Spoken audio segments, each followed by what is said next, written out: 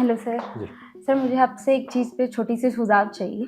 मेरे पिछले 2 बार से जीएस के पेपर के कट ऑफ क्लियर हो रहे हैं, बट मैं सीसैट हमेशा फंसा रह जा रहा है सर। नहीं, ये जो आपको इसमें हेल्प चाहिए, मुझसे ज़्यादा बड़े एक्सपर्ट एजुकेटर हैं मधुकर सर। अभी उनके स्टूडियो में हम बात कर लेते हैं उनसे। चलिए।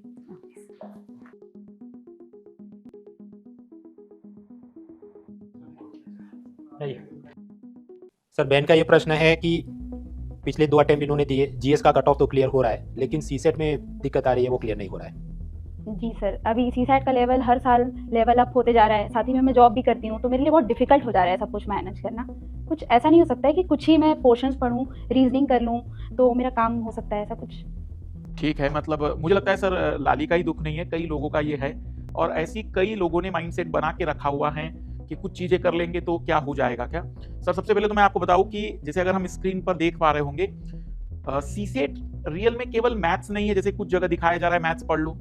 सीसेट केवल कॉम्प्रीहेंशन भी नहीं है, जैसे कि बताया जाता है कॉम्प्रीहेंशन के 27 क्वेश्चन तो आते ही है और कट ऑफ भी 27 क्वेश्चन का ही है लगभग। तो रियलिटी में अगर आप सच में सीसेट करना चाह रहे हैं तो एक कॉम्प्रिहेंसिव तैयारी बहुत जरूरी है। लगभग 120 से 130 आवर्स कंप्लीट लगता है, जिसमें maths, reasoning, data interpretation, data sufficiency और कॉम्प्रिहेंशन होता है।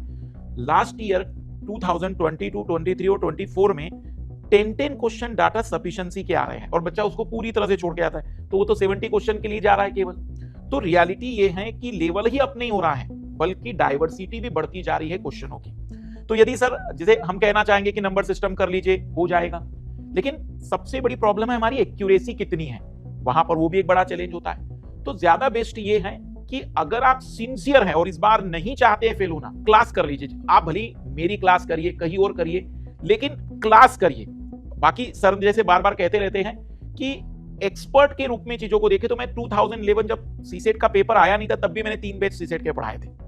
तो यहाँ एक बड़ी चीज मैं बताना चाहूंगा कि आपका जॉब भी अगर है तो मेरा ऑनलाइन पर क्लास सुबह 6:30 बजे होता है, 6:30 to 9। इस समय तो कोई जॉब नहीं रहेगी, और मान लेते हैं कि अगर आपका क्लास छूट जाता है तो रिकॉर्डेड क्लास भी आप उसी दिन देख लीजिए।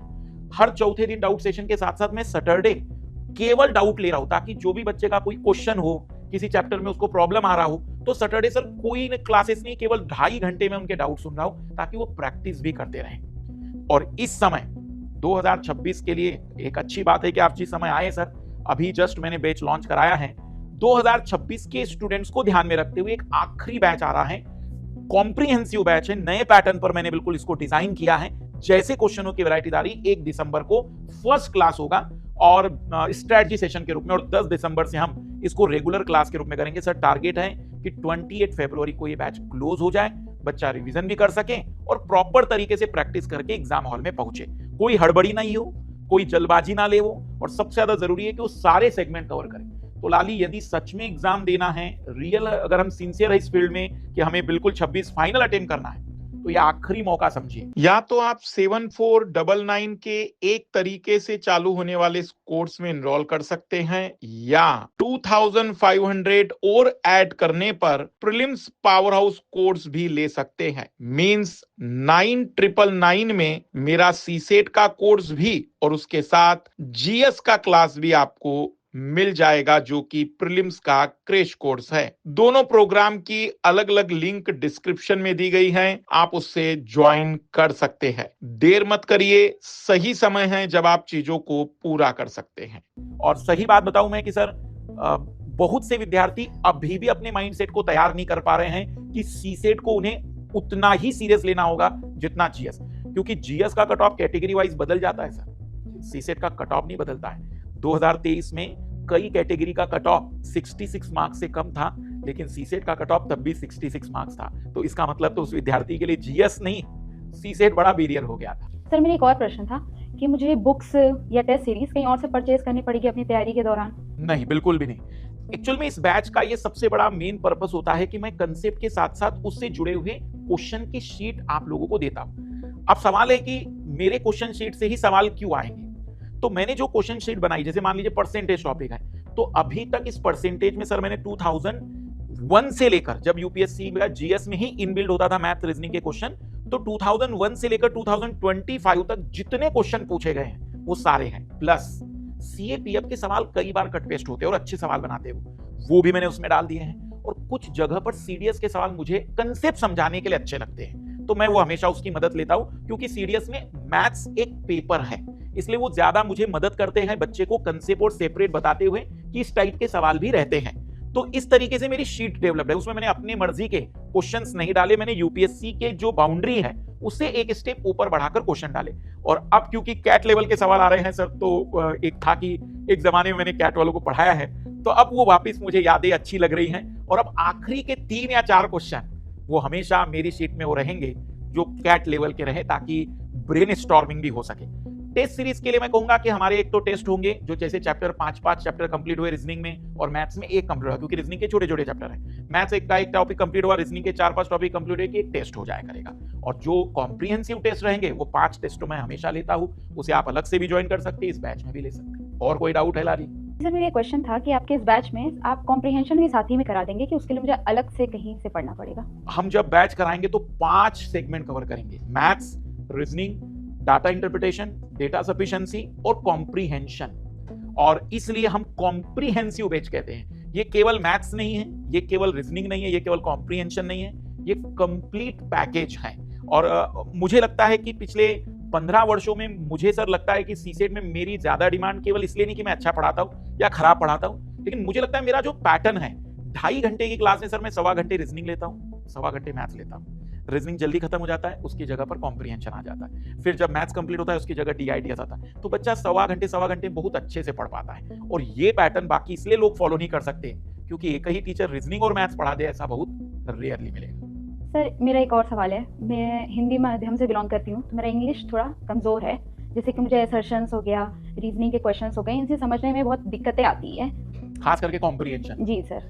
देखो मैं बिल्कुल समझ पा रहा हूँ, थोड़ा सा भाषा यहाँ पर जटिल होती है, लेकिन इसका बेस्ट समाधान ये होता है कि अगर मैं आपको ओरिजिनल पेपर, फॉर एग्जांपल कि मैं कॉम्प्रिहेंशन में अपनी थ्योरी के बाद यूपीएससी के ओरिजिनल सवाल ही आपको दिखाऊंगा, तो हमेशा आपके सामने स्क्रीन पर ओरिजिनल ही लैंग्वेज रहेगी, तो इतना हैबिचुअल मैं उस भाषा से कर दूंगा कि आपको वो भाषा नॉर्मल लगेगी। जैसे मान लीजिए कि कोई कॉम्प्रिहेंशन इकोलॉजी एनवायरनमेंट पे दिया गया है, तो जो भाषा शैली वो यूज करेगा मैं उसी भाषा को पेश करूंगा, ताकि एक सिंप्लीफाई करके कोई फायदा नहीं, वहां तकलीफ हो जाएगी। साथ ही साथ हम इंग्लिश को भी कवर करते चलते, तो इसका एक बेनिफिट ही होता है सर बच्चों के साथ, जो मुझे उन्होंने बताया कि सर जब आप हिंदी में पढ़ा लेते हैं फिर आप इंग्लिश में पढ़ते हैं, तो एक बड़ी चीज हमें एक समझ में आती कि जब अगर कोई वर्ड हमें हिंदी में नहीं समझ में आए तो हमें इंग्लिश में देखना चाहिए। तो उसकी अब आदत पड़ गई हमें कि अगर हिंदी में समझ में आ गया तो खत्म, लेकिन अगर नहीं समझ में आया तो अब हमें पता चल जाता है कि इस लाइन में इंग्लिश का वर्ड थोड़ा देख लेते हैं, तो सर के कारण वो आइडिया लग जाता है। तो बाइलिंगुअल में बच्चे को ये बड़ा बेनिफिट हो जाता है। और एक बड़ी बात सर की रीजनिंग में ये चैप्टर आते हैं जिसमें हम कहते हैं अजम्पशन,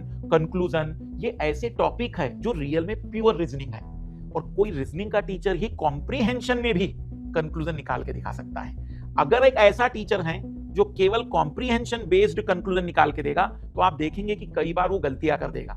लेकिन मेरे साथ ये गलती होने के चांसेस इसलिए कम है क्योंकि मुझे तो रीजनिंग में भी तो कंक्लूजन पढ़ाना होता है कि भाई कंक्लूजन क्या होता है, व्हाट इज द कंक्लूजन, इसकी डेफिनेशन क्या है, स्टैंडर्ड रूप में हम इसको कैसे सॉल्व कर सकते हैं। और तब जाकर स्टूडेंट जब इन बेसिक क्वेश्चनों को रीजनिंग के सॉल्व करता है तो कॉम्प्रिहेंशन में उसका कॉन्फिडेंस और बढ़ जाता है। जैसे अजम्पशन के बारे में एक सिंपल सी बात मैं कहूं कि अजम्पशन को जब हम एक रीजनिंग में पढ़ते हैं तो हमारे सामने एक स्टेटमेंट आता है बस, और पूछा जाता है कि बताइए इसका अजम्पशन क्या होगा। कॉम्प्रिहेंशन में तो हमारे पास कई सारी बातें होती हैं, अजम्पशन निकालना और इजी हो जाएगा, लेकिन रीजनिंग में तो अजम्पशन निकालना और चैलेंजिंग होता है क्योंकि एक सिंगल स्टेटमेंट पर अजम्पशन निकालना। तो ये तो आप कहे कि प्लस पॉइंट है आपके पास कि रीजनिंग और कॉम्प्रिहेंशन का कॉम्बिनेशन अगर कहीं मिलेगा तो यही पर है।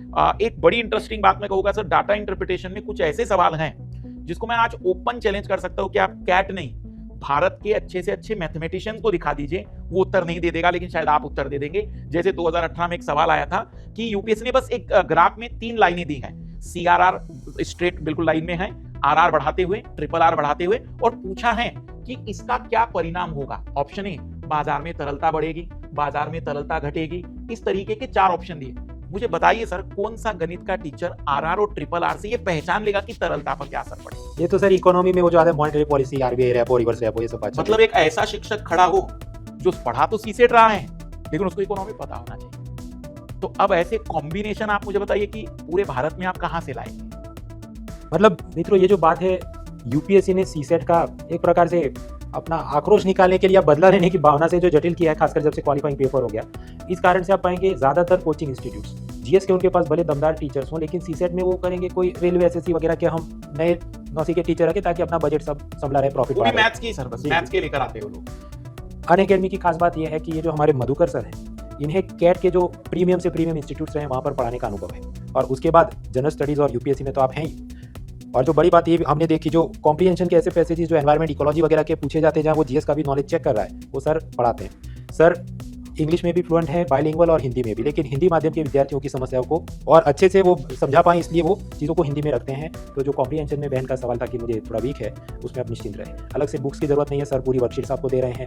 रीजनिंग में हर 5 चैप्टर्स के बाद टेस्ट होगी, मैथ्स के हर चैप्टर के बाद टेस्ट होगी, और 1 दिसंबर से सुबह 6:30 बजे सर के क्लासेस हो रहे हैं, और फरवरी एंड तक सर वो कंप्लीट करना चाहते हैं, ताकि शायद उसके बाद भी मान लो कोई इंजीनियरिंग सर्विस एग्जाम, सीडीएस वगैरह कुछ आ गया, मान लीजिए आपका यूपीएससी आपने फॉर्म तो भरा, लेकिन फिर लगा कि बाकी तैयारी कम है, तो भी बाकी जो एग्जाम्स बाद में आते हैं उसमें भी आपको ये सब काफ़ी उपयोगी होगा। बाकी बैच ज्वाइन करने के सारे लिंक्स डिस्क्रिप्शन में हैं। Let's crack